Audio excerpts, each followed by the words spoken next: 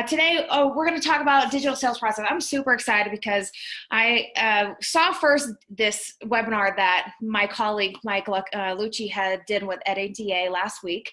And I thought this is important data. It's dealer data that was really relevant to this conversation. What are we doing right now with this information? How is it useful? We'll run through that first and foremost today. And then I've been following this gentleman, Brian.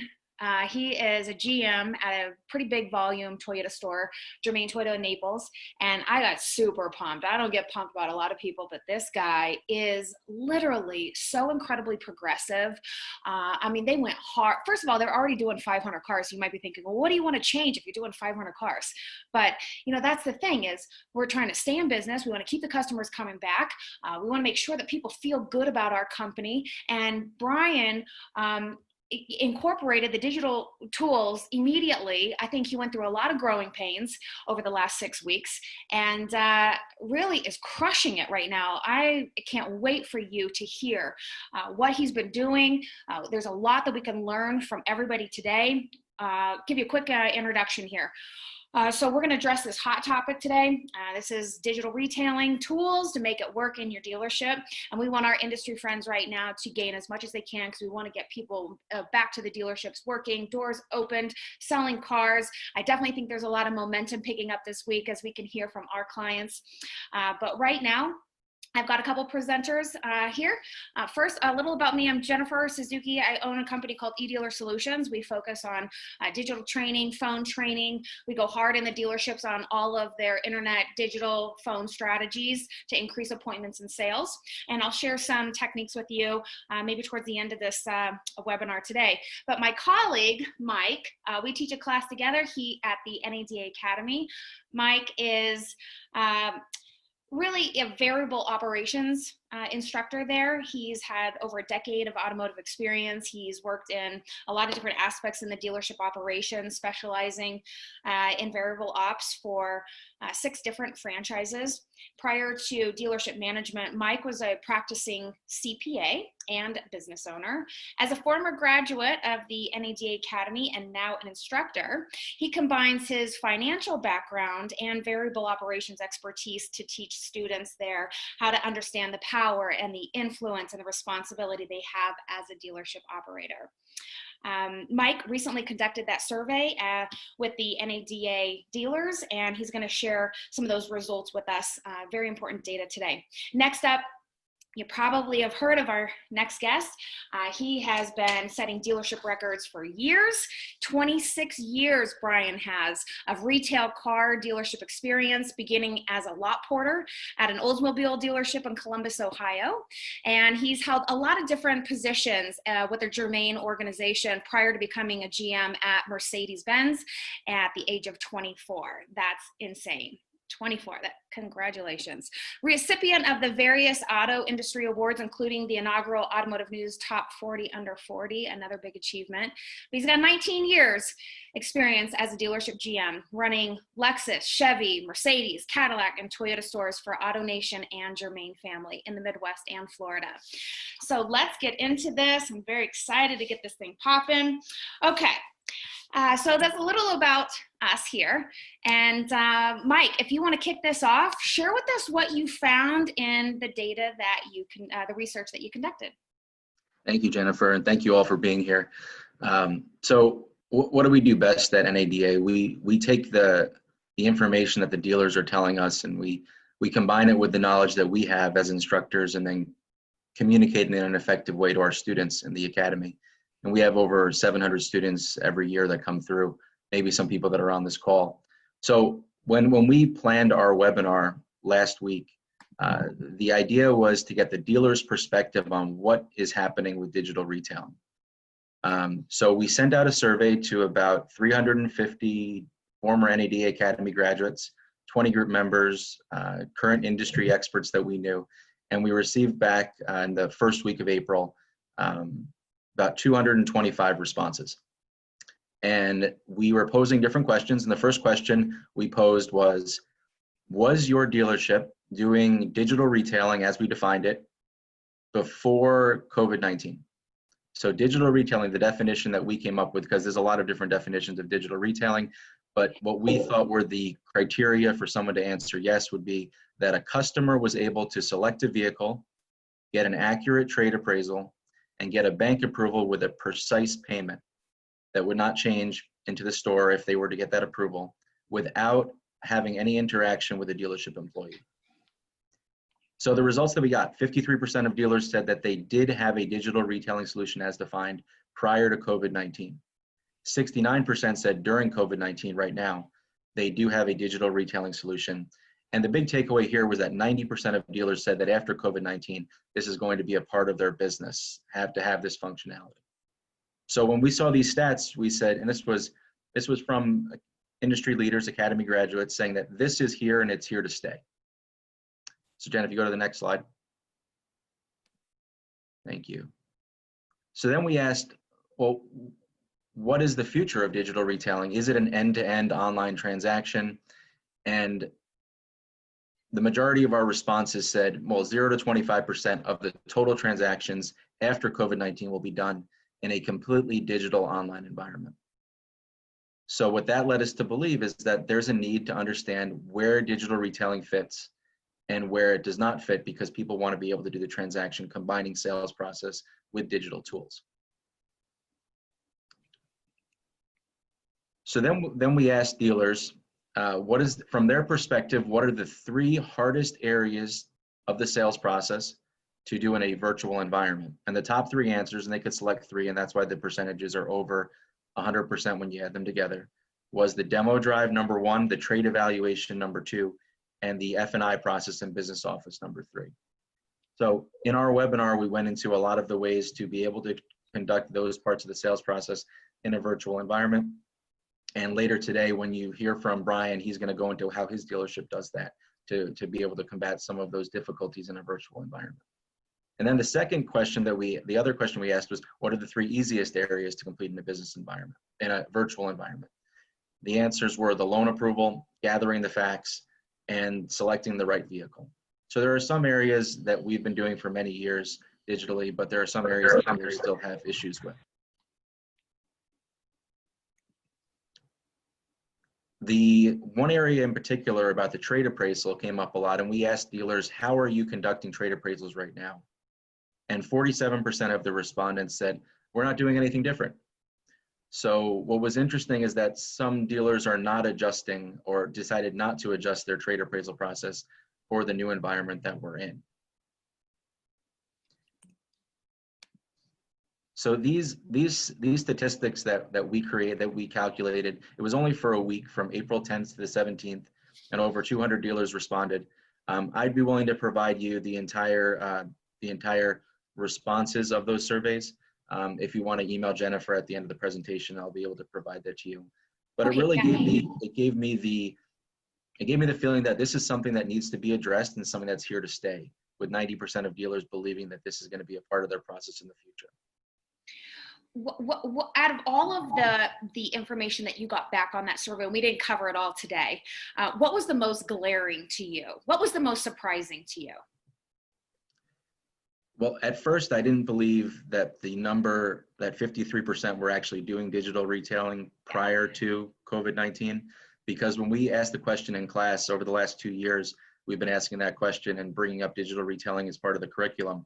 It was usually 5 to 10% of students that actually was doing that in their store. Now, a lot of people were doing variations of it, and it's not new, but most dealers didn't trust the numbers, didn't trust the technology, or put something on their site that was the technology, but didn't have sales processes around it.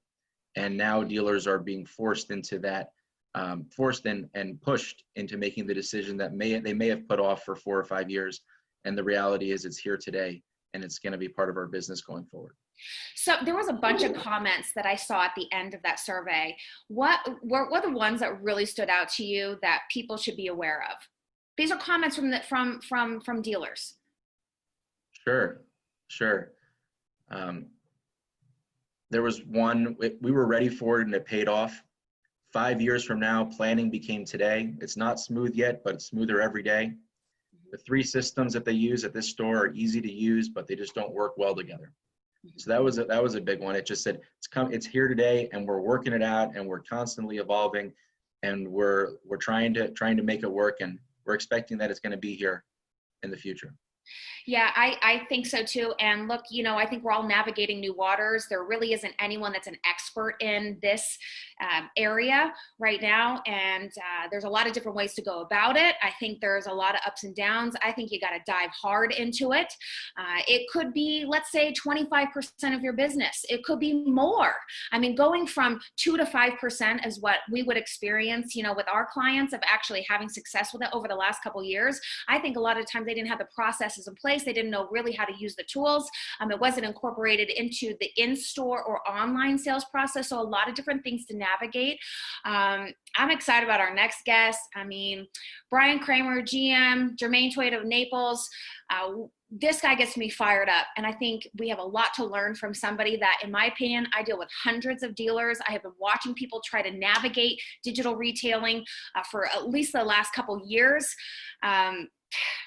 In a time of crisis, Brian is really the one that I've come back to where I'm like, man, this dude gets it. His team is on board. They are changing every single day. I love talking to this guy. So let me turn it over to Brian.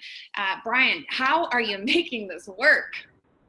I've got a good team around me with amazing people. So they make me look good. Make me look a lot smarter than I am. But I would say that they're taking it to a point now more than what I foresaw happening, initially, because now they're more excited about it than I am. We thought it was just initially going to be a small part of the business, but now it's weaving into every aspect of it and all the car deals, because it's just made everything a lot more efficient. Okay, so I got to ask, I mean, you guys are doing 500 cars a month. Why change? So we were kind of dabbling with this for years in the background. It just was more of a project than a need. So when this happened, we had to institute a lot of non-negotiables. We've actually sold more cars in the last 7 days. We saw this morning than we did in the first 20. So as this thing is starting to ramp up, it's kind of like a flywheel, It's just moving now. Mm-hmm. So we were also go ahead. We're looking at it through the for what Mike was just showing. It was kind of eye-opening to me, because it's been so gradual, the progression of what these guys have been doing, from the F&I team, the sales team, the management team. They're so bought in that it makes my life a lot easier. So then it's just about removing roadblocks. But the interesting thing is, initially we started looking at it, and based on what Mike just showed on that presentation, we were looking at it from our point of view through the dealership's lens as to what was going to be most difficult for us rather than what's most difficult for the customer. So we flipped the script and looked at it from the customer's perspective, and that's kind of what made everything come together. Mm-hmm.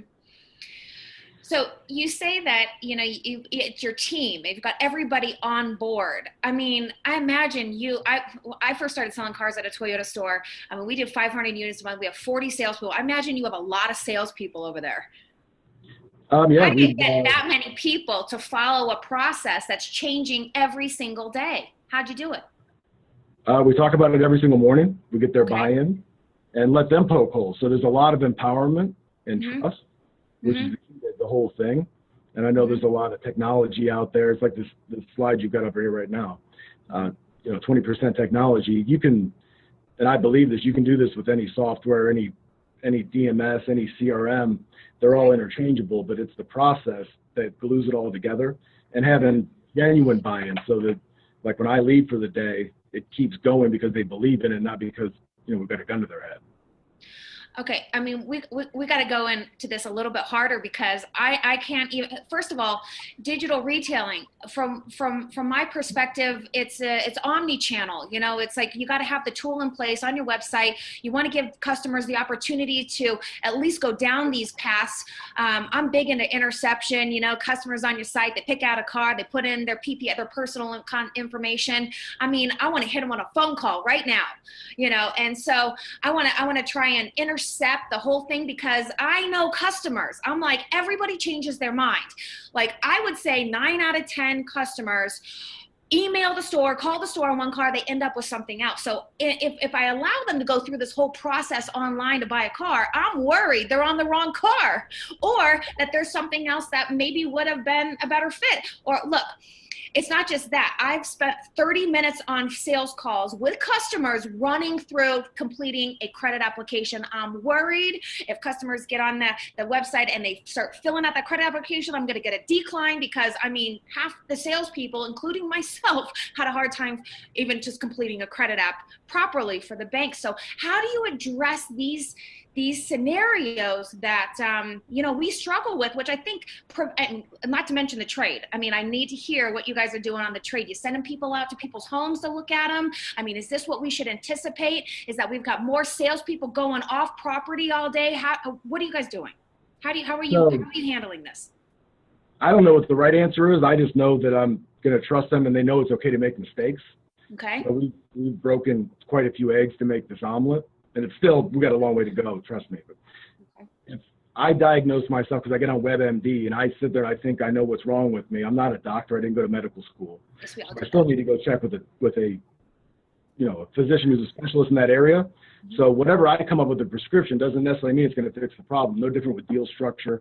If you have an LTV issue and you're not submitting it the right way, they could get auto declined and they get disenchanted with that brand or that OEM finance source.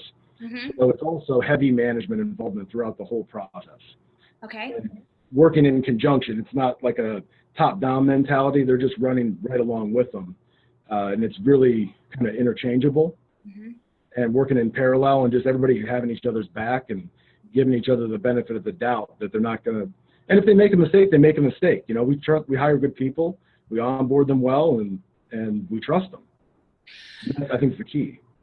Okay, so walk me through this. I'm a customer. I'm on your site. I'm starting to pick out a car. Who calls me? The manager. Okay. It depends on how it originates. If it's an email lead or a phone up, it's going to go to a salesperson first. Mm-hmm. We've got one manager in new, one manager in used, kind of monitoring all that inbound activity.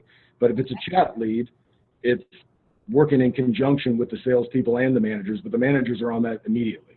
We have one manager that's on that right, from the genesis of it. Okay. So basically, customers on your site, they're looking at cars, they pick out a car, it's going to prompt them to chat with the store. And your manager's on the other end watching these chats all day, every day. Is that what you're saying? Yes, that's the fastest growing part of the business is chat, for sure. Yeah. Okay. All right. That's a big moment right there. So then it's a manager that's pick up the phone and they're either intercepting or they're getting involved early, I'm guessing, as far as trying to talk to this customer. Do you find, go ahead. No, it has to be immediate because the attention span, I'm sure half the people on this call, if they're, all in auto retail, everybody's got a very short attention span, myself included. So you've got a limited window. By the time they get on to something else, that window's closed, and if you don't capture that, it's over. Okay, so then you call them. You're talking to this. You're talking to this person, this potential customer here. What do you find that they want? They're on the right car. Do you find that they change their mind? Do you find that they ultimately just want to come in? Do you find that you're going out to their homes more often? Like, give us a sense of what to anticipate if we go hard on these processes. So we go for the appointment 100% of the time, but people right now are still scared, the COVID thing, and we're in Naples, which has a little older demographic, so a lot of people don't want to leave their home. Mm-hmm. So what we find is that when we say, well, if you can't come in, they want information. What if we come to you? And they're a little hesitant on that at first, so then it's either the salesperson, most of the time managers, mm-hmm. are walking them through the process and kind of how the business has changed and how the whole world, their grocery shopping, everything else they're doing is like that. So it's not a new concept to them. I mean, I went to Best Buy the other day and they brought it out to the vehicle. That was the first thing for me. So they had to kind of walk me through it. And it's the same thing. It's more education, I think, than selling, and got to be more genuine and sincere. Hold on. Okay. Did you just say that you are proposing that your team goes to the customer's home for information? Yes. Okay. Because, before it used to be like just hard just to get a test drive going on, let alone a purchase. But you're saying we're going out there for everything. Right. And we'll work the numbers there. Or however, it's got to be more fluid. You know, like Mike said, it's not linear anymore. It's No. not, you have to adapt to them, and we find that they're willing to pay more for that when you do it. You know, I've had that same experience. I mean, I'm the kind of person, first of all, I have 3 kids. I travel every week, 3 days a week. I am incredibly busy. The last place I want to be is in a car dealership with my 3 children buying a vehicle. I love pickup delivery. I love customer service. And especially when it comes to like servicing my car and using some, you know, concierge services like that, I find myself willing to spend more money. And I can, so what's happened to your PVR then? So the PVR, as I'm sure everybody is, it's obviously at a premium right now. So we're able to slow down a little bit more. The front end's gone up. Our used car PVR has gone down slightly by design, just because we're trying to eliminate the agent with Manheim Auto Auctions going, you know, being locked up. But we find that the products per deal on those, because we're tracking it on a separate log, in F&I and everything is just better, because I think that they just trust us more. And they just close easier. It's just like dealing with a family member. When you do that, there's a law of reciprocity. When you go out there and put yourself out there like that, they almost feel obligated to, or more guilty to ask for, you know, more discount that they normally would.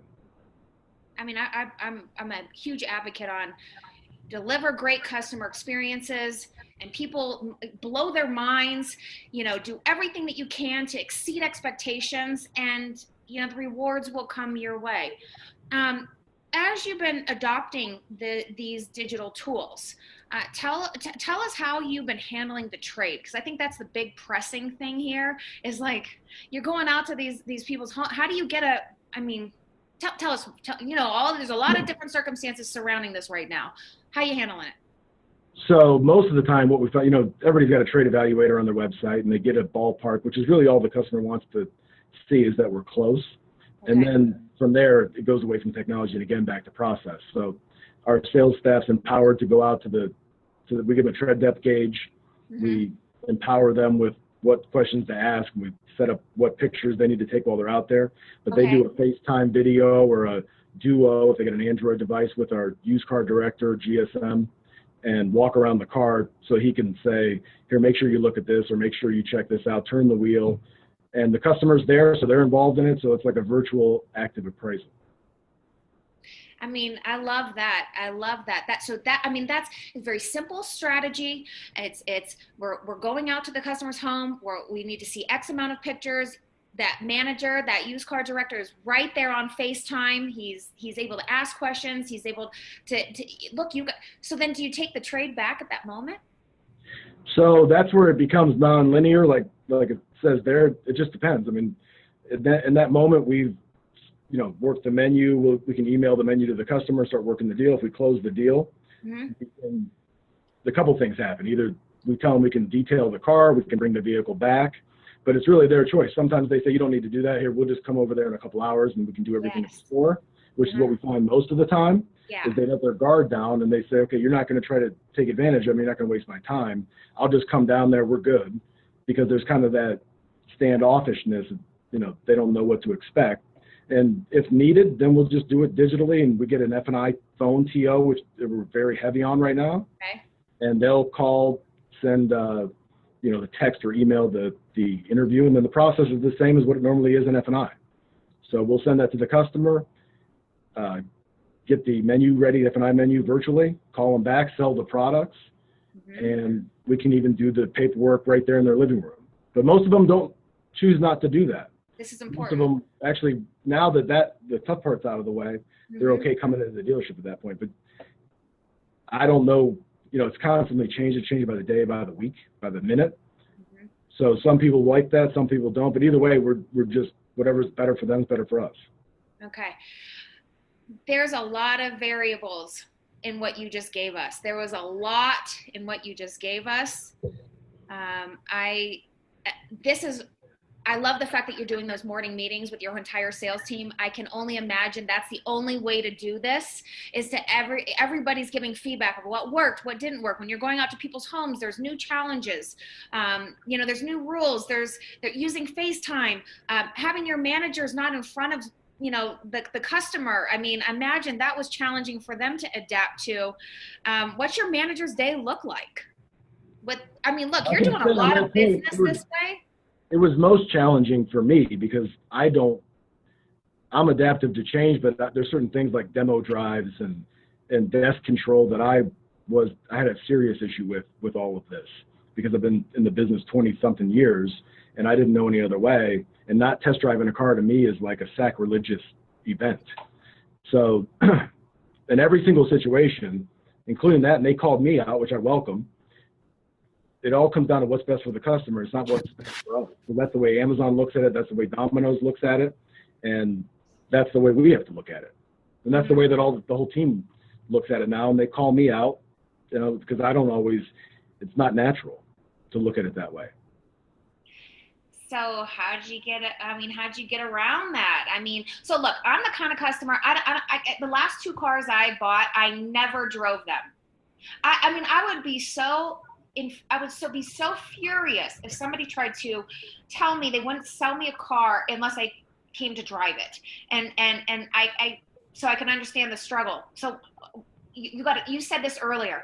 You've got to trust the team. You got to trust the team. You got to trust the team. I'm sure there's certain customers, they don't need to drive the car.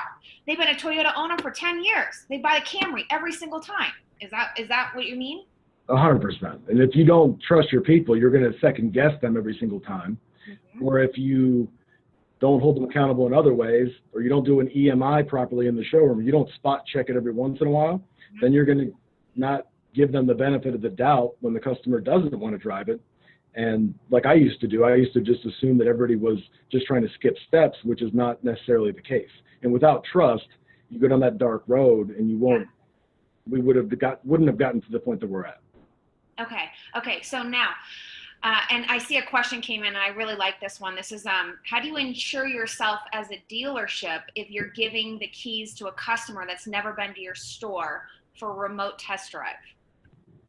Okay, that's a great question. So initially we had to take a paper borrowed vehicle agreement with us, and then we would take a picture of their driver's license, picture of the insurance card, and then we'd have to manually do it, and then we'd have the salesperson send it back to the store. Now we've got an iPad selling solution, so while they're out there, our BVA is digital, so they're taking a picture of that all virtually, which is also going to make the deal take less time once they actually do consummate the deal. Mm-hmm. But that way, back at the store, for the safety of the salespeople, we know who they're with, what they're doing, and it's all real time, live time. We also use a technology that we work with Robert Hollinshead's group to track the salespeople, not just for us, but for the customer, so they can see when they're going to be there. Okay. All right. That's good. So as I'm digging into this, I'm looking at, and I've been so involved in front end steps to the sale. Do your steps to the sale change now? No. They just might happen in a different order. We've got to have more flexibility with it. Okay. It's going to happen in the order we want it to happen in. It might be the trade comes first and the demonstration comes afterward. And maybe we don't test drive, but most of them we find it's a concern. It's not a real objection. Or maybe the menu comes before the test drive, which is, it's just very unusual and unorthodox. But if you don't, somebody else will. Give the customer what they want. And that's, at the end of the day, if we're not doing that, my competitor's going to. So the customer wants to buy the way they want to buy. There just has to be certain non-negotiables set in place so that they don't deviate from it, and you still have control and you maximize profitability and the guest experience. Okay, that makes sense. What are I have to come back to this because I wasn't really sure, because what does it look like for a manager now where you have such a heavy use of this tool on your website? It sounds like you're able to intercept in tons of different moments. whether it's, choosing a vehicle, toggling finance payments, rates and all that, applying for credit, getting a value on their trade. These are all moments that you can get in there and call the customer. What is your manager's, you say they're calling the customer. So does this mean, to me, this isn't a lead generation tool per se. To me, this is a way of doing business. What's that look like for your manager though? So you bring up a good point. So we used to think it was a lead generation tool and it was just another way to set an appointment. And I no longer believe that. No? It's the opposite.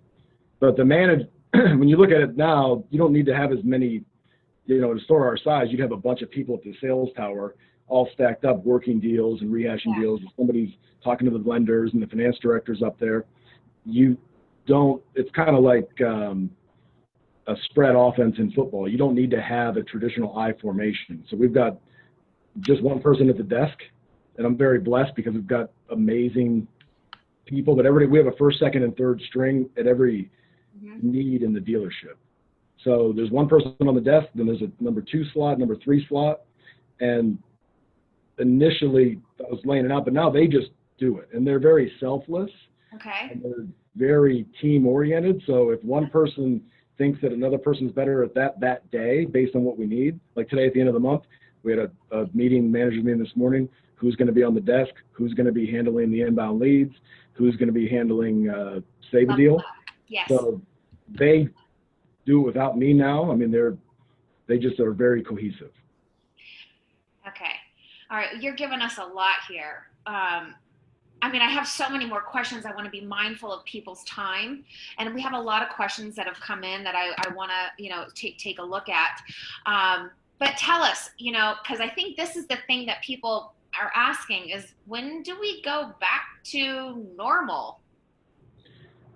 Well, a lot of people, and I'm sure all of you and most people on this call get that question all the time. And my answer is this. If I think about when I was a kid, with my parents to a pizza place, we would order a pizza, somewhat a large pizza, wait there for 30 minutes or 45 minutes while it was in the oven, and it wasn't a big deal. We didn't have mobile phones and all that stuff. I'm dating myself, but you just sat there and you waited.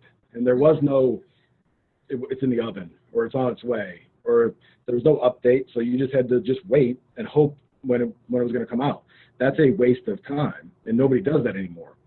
And I don't think anybody's going to do that with automobile purchases. You don't call Uniglobe Travel to book flights and hotels because you can do it autonomously.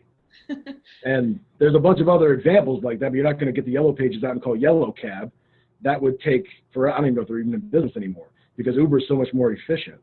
So I remember when somebody said that Uber was going to take Yellow Cab out of business in 12 months, and I laughed about that, and it happened in 6.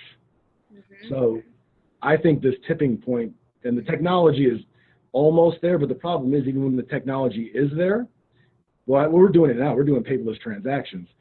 But when it is even more cohesive with all the technologies communicating with each other, it's still going to come down to process and accountability and clear expectations.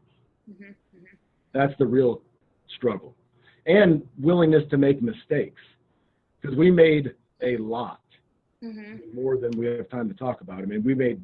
There's a few wins in there, but take that times 100, and that's how many mistakes there were. But that's okay. Okay. Well, I have to tell you, I really appreciate you and, being so honest and so frank with us. I'm going to move into just our last segment here, and then we'll hit up all these questions that are coming in. What do the customers want to hear from your staff? Look, you guys know I'm big on phones and emails and texts and videos and all that. I think things change right now, and we have to be reminded that we have to not only adapt to the business model Brian, speaks of, but we have to look at what does our online process look like? What's our in-store process look like? Because it is, as Brian said, non-linear. This is omni-channel. But we have to make sure that customers know what we offer. They only know what they know. We have to tell them what they need to know. And this to me is a mindset. And I like the morning meetings that you speak of. I think that, if we're going to make these transitions and propel our dealerships forward, it's getting the entire dealership to understand why we need to do this, What's the benefit of doing this? That there are going to be mistakes. They're not going to be punished for those. We're going to navigate this together, and really letting people know from top down, what we want to start trying. If we don't try, then we don't know what we can do. And imagine if you try and something works, and it becomes the way you do things. And I do think you're way ahead of the game, man. We have a lot to take away from that. It's how hard do you want to go into this? I think you start looking at your. One of my good friends, dealer in New York, put out this video, personal shopper, love all of that. I see you guys are doing something of the sorts, and it's changed all your advertising. Imagine your calls come in, and it's not like, do you have this car in stock? It's like, what's a personal shopper? What does that mean? And that creates a different vibe on a sales call. Now we're not talking units, we're not talking prices, we're talking guest services. And you can create these environments by just being mindful that, look, we're in a time right now where we can sit back and be like, yo, what can we do better? And start trying some new things. What do we have to modify? In my opinion, we've been going hard with our clients on phone approaches. I'm very big in leading conversations so that we can carve out spaces to showcase our identity. When your dealership teams are calling back the customers that are using these tools, first and foremost, let's be personal. If I can give you any sort of techniques right now, slow it down 10 notches. I used to always be like, sell. Not right now. There's a lot of tools online, but I think that if we just take it down 10 notches and care about people and let people know that this is a safe environment. There are a lot of things that we've changed in the dealerships, like sanitizing showrooms, healthy drivers. These are word tracks, these are mindsets, masks and gloves, doing 6 feet. I have plenty of states that have not been affected by all of this, and you might be thinking, we're not doing any of that. But the truth is, it's not going to hurt. If we give people a vibe of a sense of security, look, they may just take themselves online and go offline into your showroom. They may just let one of your representatives come over to their homes to help, show them information that they had questions on, or to look at products, or to get an evaluation on their vehicle. I'm so hard on phone calls, but the strategy has to be there, I think, to help lead the customer to where we want them to be. I want them to come into the showroom. I think people want to come into the showroom. I think people could be a little resistant, but this is the time right now to showcase your brand, your identity, the services that you provide. I use this term guest experience team when I call these people back. I mean, I've been training on this for many, many, many years. Anyone that knows me at the NADA Academy will know that I'm very big on team, especially if you have a BDC. So we set proper expectations. And you have a new process now. The process that Brian is sort of outlining for us today has a lot of really great elements that showcases a reputable brand that is adapting, that is mindful of efficiency and people's time. Nobody wants to really hang out in a car dealership for any amount of time. It's been one of our biggest setbacks. And here he is squashing one by one all of these reasons people don't come into the store. They don't buy. This is a guest experience team, and that's what we're selling now. We already have low prices. We're bottom the freak out. So all we can really do right now is sell what we can do for people. We sell our time. Would you agree with that? We sell our services, but they don't know what those services are, and they don't know all the changes unless we make sure it's everywhere. It's in the videos, it's in the voicemails, it's in the emails, it's in the texts, it's in the phone calls, right? That's character selling. It's character selling. I mean, we're good people. We do the right thing. We go above and beyond. I've sold cars before. I want to get credit where credit's due, and I want to put this out there for everybody because even though some of our states have been heavily impacted, when I listen to some of the calls, I see some of the emails, I'm like, I think that email is in an auto sales process from like pre-COVID, and that's not really working right now for people. It's a little too aggressive. It doesn't say anything about the changes we've made. It doesn't make any, and there's no changes to what we've done. I can imagine, Brian, did you guys have to change a lot of emails? We deleted half of our templates because they were working well, and then they were inappropriate a week later. The other thing too is to piggyback on what you just said, is the delivering on the brand promises. When you put all that stuff out there, they're hypersensitive, and skeptical that we're not going to deliver on them. So if we don't, it's a lot more atomic than it was a month ago. Yeah, I don't think people are going to tolerate car games anymore. I've been preaching this for years. I'm very excited, as you can see, because finally, here we are at the head. We need to make changes, do what customers want us to do. And look, we already do it, and sometimes we don't tell people we're doing it for them. We have an opportunity to change the reputation of our industry right now, of the people, the great people in this industry. We have an opportunity to get furloughed jobs back right now. We have an opportunity to grow the business, to just keep things moving. And I think, let me address some of these questions now. I don't know if we're going to be able to get to everything, but let me start here. So okay. Oh, I know you, Michelle. Okay, hey girl. If the manager is getting involved early on, is the manager getting involved early on? I think he said yes to that. Yes, absolutely. Mm-hmm. It's critical. Okay. Can we elaborate on the difference between this being a lead generator or not? Well, I guess it all comes down to your appetite for it. So what I find is that you've got to let go of some things. Like I had to let go of the demo drive. In order to do this, it's not just what you need to do, it's what you need to be willing to not do, because you're not going to be able to do everything. And everything on Mike's slide, if you try to tackle that all at one time, it's just going to be, hey, that didn't work, and it's just too much. Mm-hmm. So I would just tackle one of those items at a time. Okay. And it starts with one, they build on each other, but if you can't transact, I mean, there's a whole nother conversation for F&I, which I know we don't have time for today, but I guess that's the difference between digital retail and digital transaction. Is digital retail is the lead generation.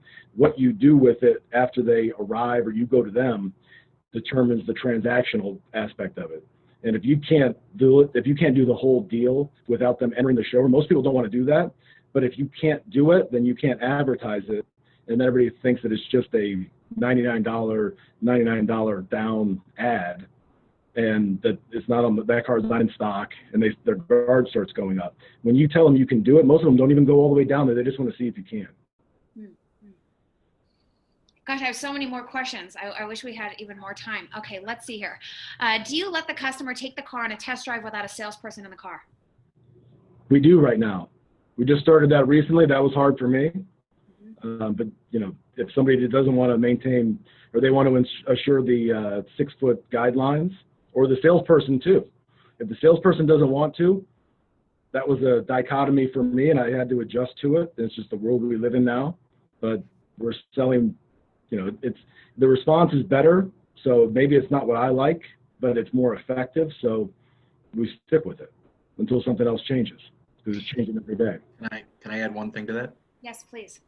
Okay, so we have a dealer group in Minnesota that is not allowing the salesperson to go with the customer right now, but they're putting a 5G enabled iPad in the car as a concierge, and the salesperson is on that iPad just to answer any questions. That's a great idea. It's a great idea. Do your chats come through your CRM? Yes. Okay.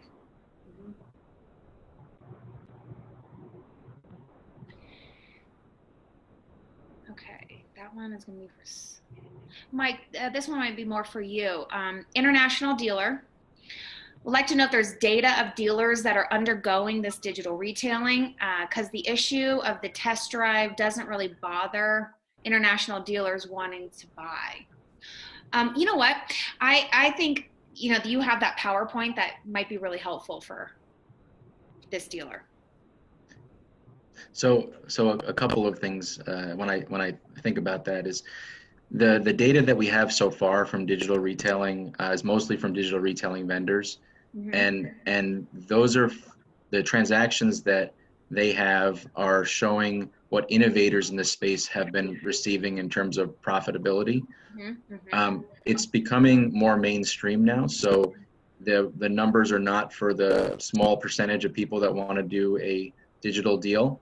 So those numbers may have been higher in terms of profitability versus the average customer profitability.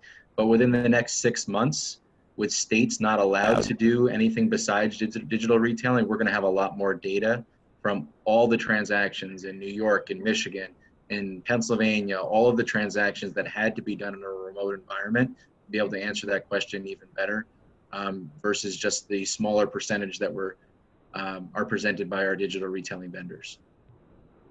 Thank you.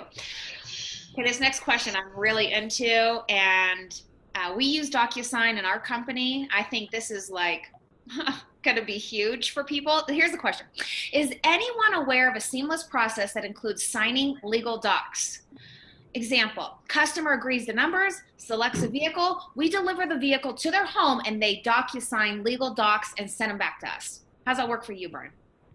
We do it multiple times a day. Did it 4 times yesterday. Now Are you using DocuSign?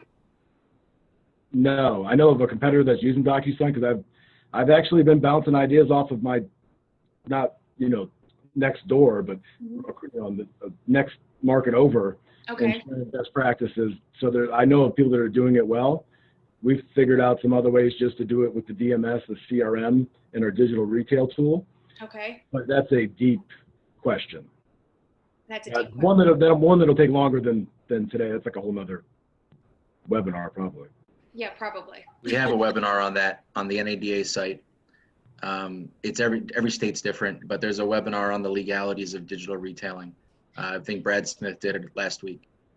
Okay. If you're an NADA member, you can log in and see the webinar. It's about an hour long. Where would they get that at? Where would you go? It's NADA.org, and then we have a Lifeline dealership series that we've been producing webinars 2 or 3 times a week for the last month and a half. Okay. So one of those is on digital retailing and the legalities of different steps in the process. Okay. I'm going to check that out.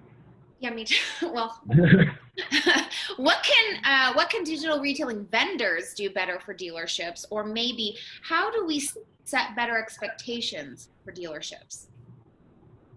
Well, I think one thing the dealers, in my experience, limited with dealing with them, because I've got Jared Kilway who handles that, and he's as good as it gets.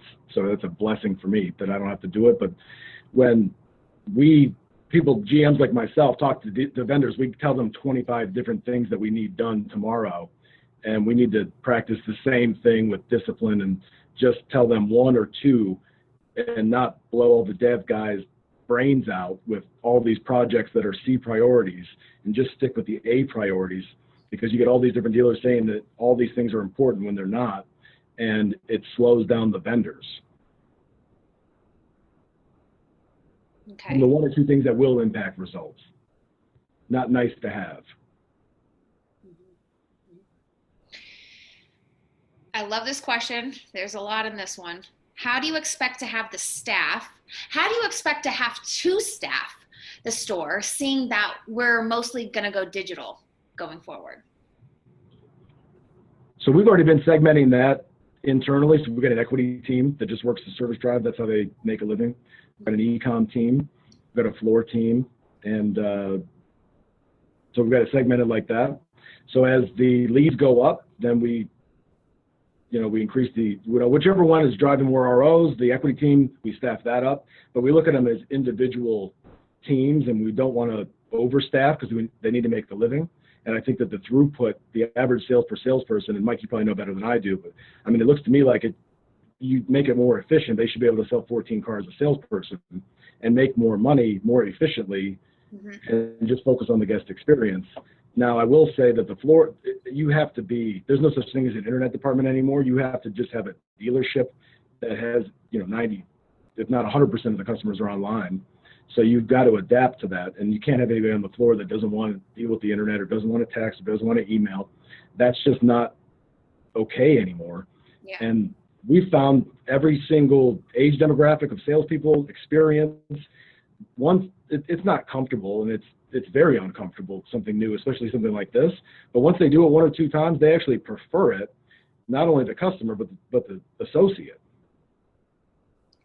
Well, they're probably making more money too. They are, and not, they remember the ones that they did, but it averages out overall as an aggregate definitely higher. All right. So I'm a dealer. I literally just signed up with the DR tool. What's my first move? To get buy-in. Because if you don't get buy-in and if you don't allow them to genuinely tell you why they don't think it's going to work, then the second that you walk out the door, they go, oh yeah, it's not going to be sincere. It's just going to be something to flip in. They're going to say, when can they come in? Mm-hmm. Or, I'm guilty of this. Hey, I want to see the trade. That trade is too tricky. Tell them to bring it in.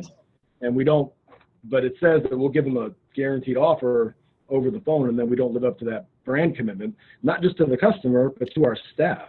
Mm-hmm. So all those non-negotiables have to be established before you even go to the next step.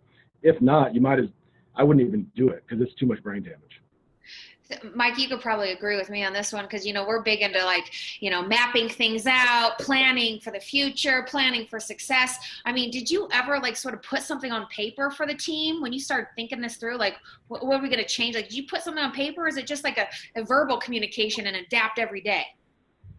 No, we put, we start with the customer, ideally from the customer, like the Disney Institute does, we customer map their journey. At the end, what should it look like? And then we work backwards, and you work it out by quarter. But then as soon as we had it on paper, we had to blow it all up because everything we thought was going to happen didn't happen. And it's constantly changing. So now the salespeople, the sales managers, finance managers, they're constantly handing things to me that they think will approve. So they're writing it now. It's out of my hands. Mm-hmm. Mm-hmm. Yeah, I can imagine that's a big takeaway for all of us here is that be ready to change. Be ready to change every day. Navigate quickly. Navigate, talk about it, move quickly, adapt, and just keep moving forward. Everything we talked about today will probably be different tomorrow, the way it's been going. That's not something we're all used to in this business. It's going to take 10 years for something to actually stick. So I love all this. Were you going to say something, Mike? Well, we talk about change management a lot in the academy, and Harvard Business Review has a great slide on change management. You have to align the vision that you have with the skills of the staff, incentivize them, equip them with the right resources, and then develop your action plan to have sustainable change. If you're missing any step within that, if you're missing the vision, everyone's confused. If you're missing the skills, people are anxious.